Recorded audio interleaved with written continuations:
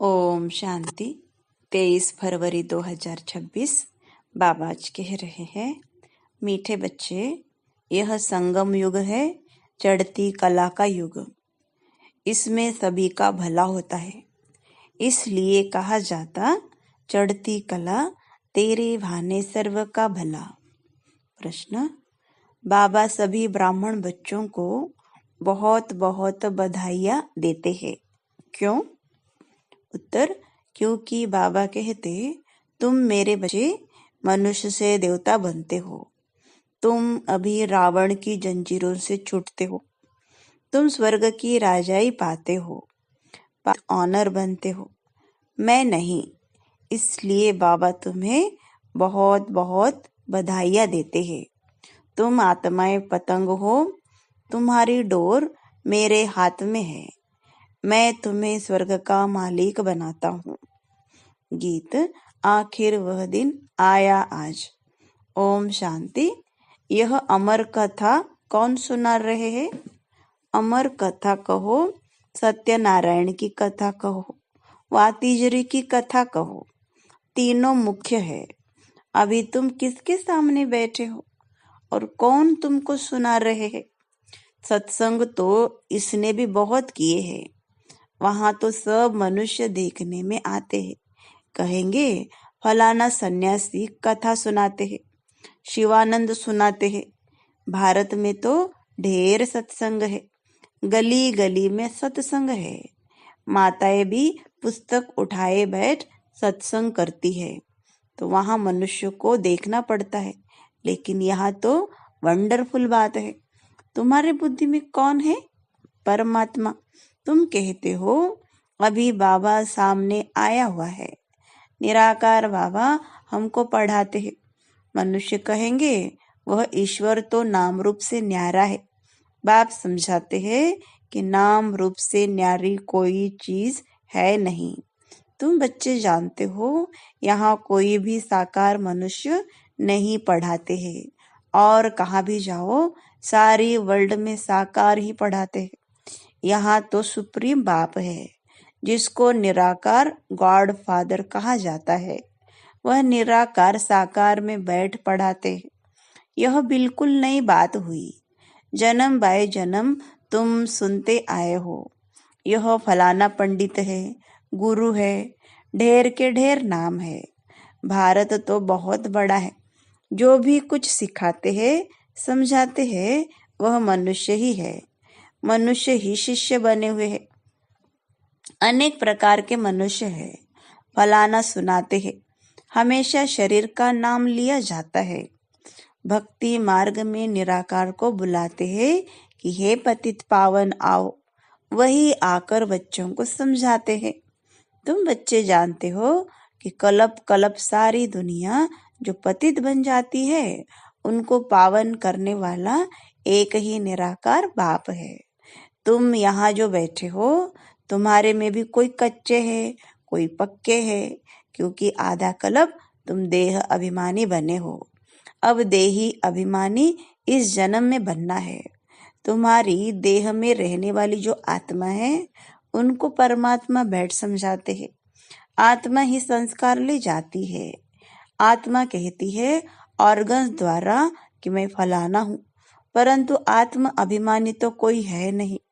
बाप समझाते हैं जो इस भारत में सूर्यवंशी चंद्रवंशी थे, वही इस समय आकर ब्राह्मण बनेंगे, फिर देवता बनेंगे। मनुष्य देह अभिमानी रहने के आदती है, देही अभिमानी रहना भूल जाते हैं।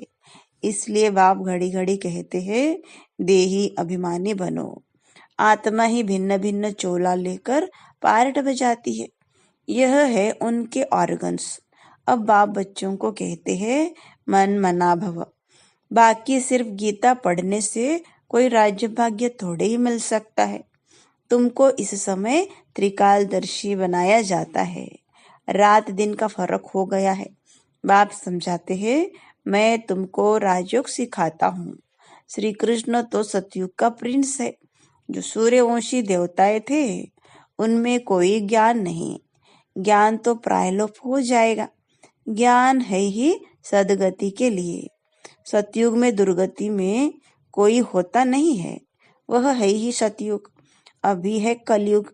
भारत में पहले सूर्यवंशी 8 जन्म, फिर चंद्रवंशी 12 जन्म।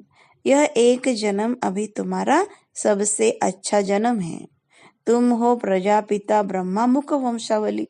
यह है सर्वोत्तम धर्म। देवता धर्म सर्वोत्तम धर्म नहीं कहेंगे। ब्राह्मण धर्म सबसे उच्च है। देवताएं तो प्रारब्ध भोगते हैं। आजकल बहुत सोशल वर्कर है। तुम्हारी है रूहानी सर्विस, वह है जिस्मानी सेवा। रूहानी सर्विस एक ही बार होती है।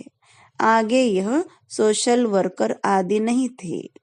राजा रानी राज्य करते थे। सतयुग में देवी देवता थे। तुम ही पूज्य थे, फिर पुजारी बने। लक्ष्मी नारायण द्वापर में जब वाम मार्ग में जाते हैं तो मंदिर बनाते हैं। पहले पहले शिव का बनाते हैं। वह है सर्व का सदगति दाता, तो उनकी जरूर पूजा होनी चाहिए। शिव बाबा ने ही आत्माओं को निर्विकारी बनाया था। फिर होती है देवताओं की पूजा। तुम ही पूज्य थे, फिर पुजारी बने। बाबा ने समझाया है, चक्र को याद करते रहो। सीढ़ी उतरते उतरते एकदम पट पर आकर पड़े हो। अब तुम्हारी चढ़ती कला है। कहते हैं चढ़ती कला तेरे भाने सर्व का भला। सारी दुनिया के मनुष्य मात्र की अब चढ़ती कला करता हूँ। पतित पावन आकर सबको पावन बनाते हैं।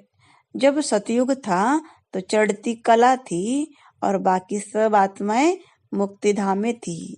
बाप बैठ समझाते हैं, मीठे मीठे बच्चों, मेरा जन्म भारत में ही होता है। शिव बाबा आया था, गाया हुआ है, अब फिर आया हुआ है। इसको कहा जाता है राजस्व अश्वमेध अविनाशी रुद्र ज्ञान यज्ञ। स्वराज्य पाने के लिए यज्ञ रचा हुआ है। विघ्न भी पड़े थे, अब भी पड़ रहे हैं। माताओं पर अत्याचार होते हैं। कहते हैं बाबा हमको यह नंगन करते हैं, हमको यह छोड़ते नहीं है। बाबा हमारी रक्षा करो। दिखाते हैं द्रौपदी की रक्षा हुई। अभी तुम 21 जन्मों के लिए बेहद के बाप से वर्षा लेने आए हो। याद की यात्रा में रहकर अपने को पवित्र बनाते हो। फिर विकार में गए तो खलास, एकदम गिर पड़ेंगे। इसलिए बाप कहते हैं पवित्र जरूर रहना है। जो कल्प पहले बने थे वही पवित्रता की प्रतिज्ञा करेंगे। फिर कोई पवित्र रह सकते हैं, कोई नहीं रह सकते हैं। मुख्य बात है याद की। याद करेंगे, पवित्र रहेंगे और स्वदर्शन चक्र फिराते रहेंगे तो फिर ऊंच पद पाएंगे। विष्णु के 2 रूप राज्य करते हैं ना, परंतु विष्णु को जो शंख चक्र दे दिया है वह देवताओं को नहीं था, लक्ष्मी नारायण को भी नहीं था। विष्णु तो सूक्ष्म वतन में रहते हैं, उनको चक्र के नॉलेज की दरकार नहीं है। वहां मूवी चलती है। अभी तुम जानते हो कि हम शांति धाम के रहने वाले हैं। वह है निराकारी दुनिया। अब आत्मा क्या चीज है वह भी मनुष्य मात्र नहीं जानते। कह देते आत्मा सो परमात्मा। आत्मा के लिए कहते हैं एक चमकता हुआ सितारा है जो भ्रुकुटी के बीच में रहता है। इन आंखों से देख न सके, भले कोई कितना भी कोशिश करे, शीशे आदि में बंद करके रखे कि देखे कि आत्मा निकलती कैसे है। कोशिश करते हैं परंतु किसको भी पता नहीं पड़ता है आत्मा क्या चीज है, कैसे निकलती है। बाकी इतना कहते हैं आत्मा स्टार मिसल है, दिव्य दृष्टि बिगर उसको देखा नहीं जाता। भक्ति मार्ग में बहुतों को साक्षात्कार होता है। लिखा हुआ है अर्जुन को साक्षात्कार हुआ, अखंड ज्योति है। अर्जुन ने कहा हम सहन नहीं कर सकते। बाप समझाते हैं इतना तेजो में आदि कुछ है नहीं। जैसे आत्मा आकर शरीर में प्रवेश करती है, पता थोड़े ही पड़ता है। अब तुम भी जानते हो कि बाबा कैसे प्रवेश कर बोलते हैं, आत्मा आकर बोलती है। यह भी ड्रामा में सारी नोंद है। इसमें कोई के ताकत की बात नहीं। आत्मा कोई शरीर छोड़ जाती नहीं है। यह साक्षात्कार की बात है, वंडरफुल बात है ना। बाप कहते हैं मैं भी साधारण तन में आता हूँ, आत्मा को बुलाते हैं ना। आगे आत्माओं को बुलाकर उनसे पूछते भी थे, अभी तो तमो प्रधान बन गए हैं ना। बाप आते ही इसलिए कि हम जाकर पतितों को पावन बनाए। कहते भी है 84 जन्म, तो समझना चाहिए कि जो पहले आए हैं उन्होंने ही जरूर 84 जन्म लिए होंगे। वह तो लाखों वर्ष कह देते हैं। अब बाप समझाते हैं तुमको स्वर्ग में भेजा था, तुमने जाकर राज्य किया था, तुम भारतवासियों को स्वर्ग में भेजा था, राजयोग सिखाया था संगम पर। बाप कहते हैं मैं कल्प के संगम युगे आता हूँ। गीता में फिर युगे युगे अक्षर लिख दिया है। अभी तुम जानते हो हम सीढ़ी कैसे उतरते हैं फिर चढ़ते हैं, चढ़ती कला फिर उतरती कला। अभी यह है संगम युग, सर्व की चढ़ती कला का युग है। सब चढ़ जाते हैं, सब ऊपर में जाएंगे, फिर तुम आएंगे स्वर्ग में पार्ट बजाने। सतयुग में दूसरा कोई धर्म नहीं था, उनको कहा जाता है वाइसलेस वर्ल्ड। फिर देवी देवताएं वाम मार्ग में जाकर सब विशेष होने लगते हैं। यथा राजा रानी तथा प्रजा। बाप समझाते हैं हे भारतवासी, तुम वाइसलेस वर्ल्ड में थे, अब है विशेष वर्ल्ड। अनेक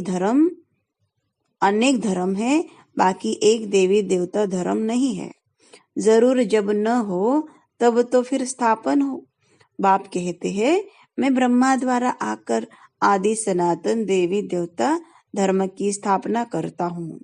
यहाँ ही करेगा ना, सूक्ष्म वतन में तो नहीं करेंगे। लिखा हुआ है ब्रह्मा द्वारा आदि सनातन देवी देवता धर्म की रचना रचते हैं। तुमको इस समय पावन नहीं कहेंगे, पावन बन रहे हैं। टाइम तो लगता है ना। पतित से पावन कैसे बने, यह कोई भी शास्त्रों में नहीं है। वास्तव में महिमा तो एक बाप की है। उस बाप को भूलने के कारण ही आरफन बन पड़े हैं, लड़ते रहते हैं। फिर कहते हैं सब मिलकर एक कैसे हो। भाई भाई है ना। बाबा तो अनुभवी है, भक्ति भी इसने पूरी की है, सबसे अधिक गुरु किए हुए हैं। अब बाप कहते हैं इन सब को छोड़ो, अब मैं तुमको मिला हुआ हूँ। सर्व का सदगति दाता एक सत श्री अकाल कहते हैं ना। अर्थ नहीं समझते, पढ़ते तो बहुत रहते हैं। बाप समझाते हैं अभी सब पतित है, फिर पावन दुनिया बनेगी। भारत ही अविनाशी है, यह कोई को पता नहीं है। भारत का कभी विनाश नहीं होता है और न कभी प्रलय होती है। यह जो दिखाते हैं सागर में पीपल के पत्ते पर श्री कृष्ण आए, अब पीपल के पत्ते पर तो बच्चे आ न सके।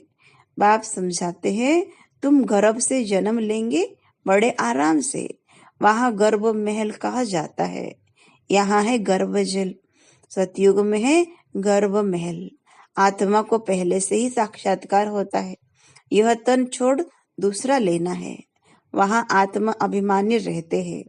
मनुष्य तो न रचयिता को न रचना के आदि मध्य अंत को जानते हैं। अभी तुम जानते हो बाप है ज्ञान का सागर, तुम मास्टर सागर हो। तुम माताएं हो नदियां, और यह गोप है ज्ञानमान सरोवर। यह ज्ञान नदियां है, तुम हो सरोवर। प्रवृत्ति मार्ग चाहिए ना। तुम्हारा पवित्र गृहस्थ आश्रम था, अभी पतित है। बाप कहते हैं यह सदैव याद रखो कि हम आत्मा है। एक बाप को याद करना है। बाबा ने फरमान दिया है कोई भी देहधारी को याद न करो। इन आंखों से जो कुछ देखते हो वह सब खत्म हो जाना है। इसलिए बाप कहते हैं मन मना भव मध्याजी भव। इस कब्रिस्तान को भूलते जाओ। माया के तूफान तो बहुत आएंगे, इनसे डरना नहीं है। बहुत तूफान आएंगे, परंतु कर्मेंद्रियों से कर्म नहीं करना है। तूफान आते हैं तब जब तुम बाप को भूल जाते हो। यह याद की यात्रा एक ही बार होती है, वह है मृत्यु लोक की यात्रा है। अमर लोक की यात्रा यह है। तो अब बाप कहते हैं कोई भी देहधारी को याद न करो। बच्चे, शिव जयंती की कितनी तारे भेजते हैं। बाप कहते हैं ततत्वम। तुम बच्चों को भी बाप बधाइयां देते हैं। वास्तव में तुमको बधाइयां हो, क्योंकि तुम मनुष्य से देवता बनते हो। फिर जो पास विथ ऑनर होगा उनको जास्ती मार्क्स और अच्छा नंबर मिलेगा। बाप तुमको बधाइयां देते हैं कि अब तुम रावण की जंजीरों से छूटते हो। सभी आत्माएं पतंगे हैं, सबकी रस्सी बाप के हाथ में है, वह सबको ले जाएंगे। सर्व के सदगति दाता है, परंतु तुम स्वर्ग की राजाई पाने के लिए पुरुषार्थ कर रहे हो। अच्छा, मीठे मीठे सिखलते बच्चों प्रति माता पिता बाप दादा का याद प्यार और गुड मॉर्निंग। रूहानी बाप की रूहानी बच्चों को नमस्ते। हम रूहानी बच्चों की रूहानी बाप दादा को याद प्यार, गुड मॉर्निंग और नमस्ते। धारणा के लिए मुख्य सार। पहली पॉइंट, पास विथ ऑनर होने के लिए एक बाप को याद करना है, किसी भी देहधारी को नहीं। इन आंखों से जो दिखाई देता है उसे देखते भी नहीं देखना है। दूसरी पॉइंट, हम अमरलोक की यात्रा पर जा रहे हैं, इसलिए मृत्यु लोक का कुछ भी याद न रहे। इन कर्मेंद्रियों से कोई भी विकर्म न हो, यह ध्यान रखना है। वरदान, अपने शिक्षा स्वरूप द्वारा शिक्षा देने वाले शिक्षा संपन्न योग्य शिक्षक भव। योग्य शिक्षक उसे कहा जाता है जो अपने शिक्षा स्वरूप द्वारा शिक्षा दे। उनका स्वरूप ही शिक्षा संपन्न होगा। उनका देखना चलना भी किसको शिक्षा देगा। जैसे साकार रूप में कदम कदम हर कर्म शिक्षक के रूप में प्रैक्टिकल में देगा, जिसको दूसरे शब्दों में चरित्र कहते हैं। किसी को वाणी द्वारा शिक्षा देना तो कॉमन बात है, लेकिन सभी अनुभव चाहते हैं, तो अपने श्रेष्ठ कर्म श्रेष्ठ संकल्प की शक्ति से अनुभव कराओ। स्लोगन, संकल्पों की सिद्धि प्राप्त करने के लिए आत्मशक्ति की उड़ान भरते चलो। ओम शांति।